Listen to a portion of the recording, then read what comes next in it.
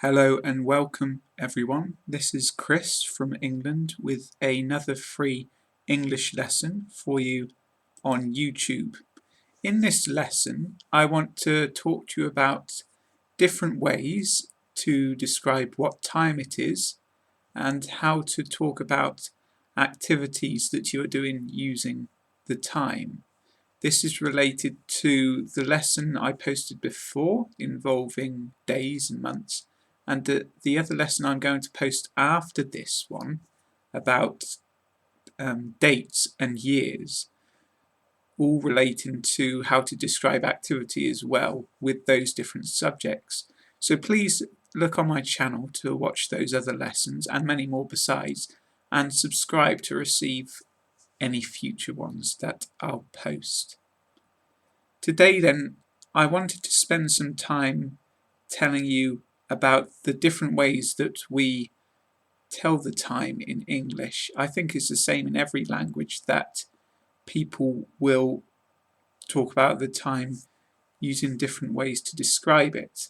It's a bit complicated and difficult to explain, so I'm going to do that, spend some time there, and then I've got some more examples of prepositions to use to describe activities. Two parts to this. I'm going to start now then with different ways to talk about the time, and I've got lots of examples. Please look in the description on the YouTube page. So below the video you need to click on show more in the description to read my notes and examples that I will paste there, but I'm going to talk through them now. For example, at 1 o'clock in the morning, let's talk about this. You can say it's 1, it's 1 o'clock. You can often omit o'clock. It's 1 in the morning, 1 o'clock in the morning, 3 o'clock in the morning, 3 in the afternoon. 1 a.m. We say a.m. to describe the hours in the morning. 1 p.m. those are for the hours in the afternoon, so it's 1 to 12 a.m. and 1 to 12 p.m. Then we've got the 24-hour clock. You might recognise that. 4 zeros means midnight, the start of the day, all the way up to 23:59, and so it's simply the first two digits are 00 to 24 for the hour, and the last two digits are 00 to 59 for the minutes in the hour. The 24-hour clock is a tool that I would advise you use to write down to make it very clear, especially to distinguish between whether it's the morning or the afternoon, AM or PM. For example, 4 zeros is midnight, 1200 is midday. What about parts of the day? I have some ideas here, but they are my own personal interpretations. Other people might disagree, but they should roughly be similar. So midnight to 12 o'clock, any hour within that can be described the morning. Even if it is the night, say 1 in the morning, that would be at night, but we would call that in the morning as well, in the early hours of the morning. 12 o'clock, midday till 6 o'clock, those are roughly hours I would describe as being in the afternoon. 6 o'clock to 9 o'clock, that would be the evening, by my understanding. And any time, say from 9 till 6, that would be the night, although this can change, of course. If it gets dark earlier, like it is now in the UK, then you might describe the night as being much earlier, starting earlier from when it gets dark. And to summarise all of that I've just been talking about, here are some more examples. Please look in the description if you want to read these to understand better. Using first the 24-hour clock notification, then some different ways to describe each time. 1315, 1:15 in the 1:15 in the afternoon, 1:15. So you can say the hour and then the minutes, 1:15, and if it's 15 past, we say 1/4 like that. 1420, 20 past 2, 20 minutes past 2, or 2:20. 1830, 6:30, 6:30, 6:30.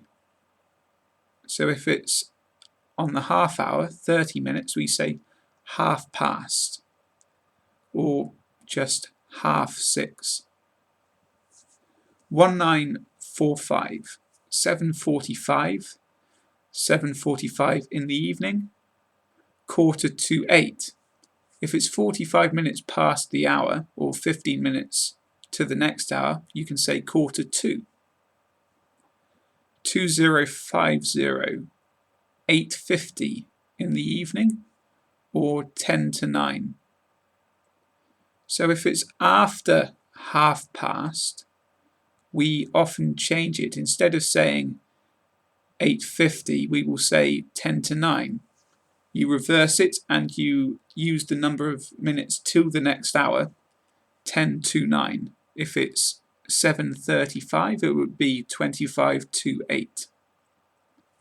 I hope that wasn't too confusing. Please rewatch that section or use my notes in the description to understand it more clearly, how to talk about the time in different ways.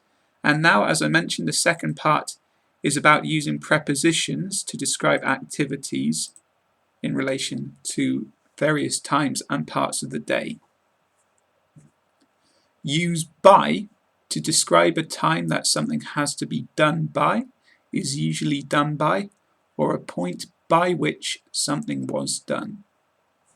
Examples: you must clean your room by tea time. You will have your answer by midday. Use at to specify what time an action is done, will be done, or was done at. He will catch the train at 10 in the morning, 10 a.m., 1000 hours. I usually hit the gym at 7 in the evening. They left at 9 this morning.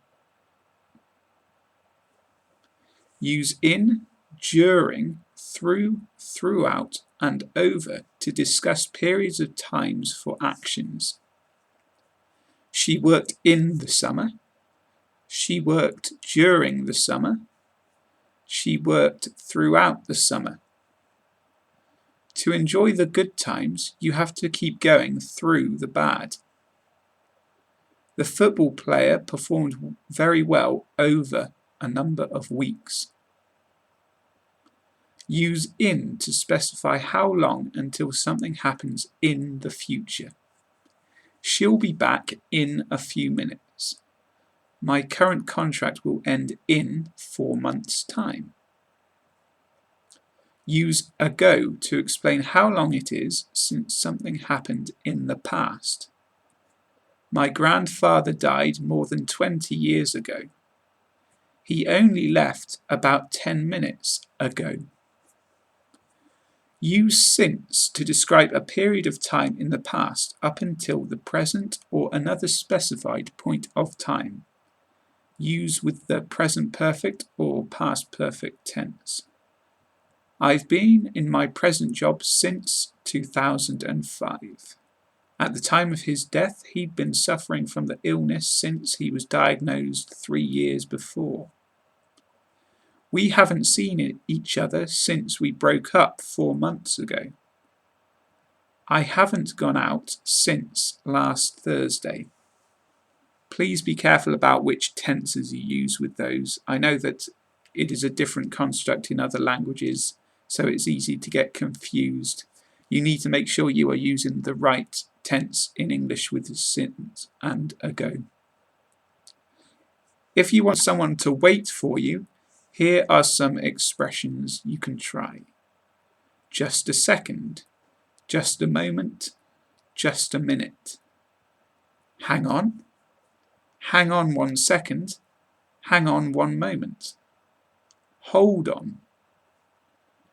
1 second, 1 moment, 1 minute. I'll be right with you. That one is more formal. I'll pop those in the description for you to read as well to check them. That is the end of this lesson I had planned for today. Remember those 2 bits we have looked at, different ways to talk about what time it is, and then how to use prepositions to describe activities taking place at various times and parts of the day. Lots of examples. Please do go back over, check them, use the notes to study and learn more. But I hope that this helped you. Particularly important to get those prepositions right, and also to understand the different ways we can talk about the time, because there are many, as I'm sure there are in your language too. Thank you very much for watching. As I mentioned at the beginning, please do watch the other lessons on my YouTube channel and subscribe, because I will post more in the future. Another one relating to this after this one, I will post it a week later, about years and dates, and there was a similar one before about days and months. But there are many other lessons available on there about all different subjects. Please do have a butcher's. And in the description you can find the links to my other free websites on Facebook, Google+, Twitter, Tumblr. There are many. Please look at the list. And my main website is www.learnbritishenglish.co.uk. In particular, the British Accent podcast series is available, and it is free for everyone to listen to, download and share, and you can use them for your own purposes as well.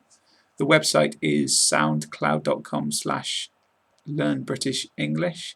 Please do tell others if you want to.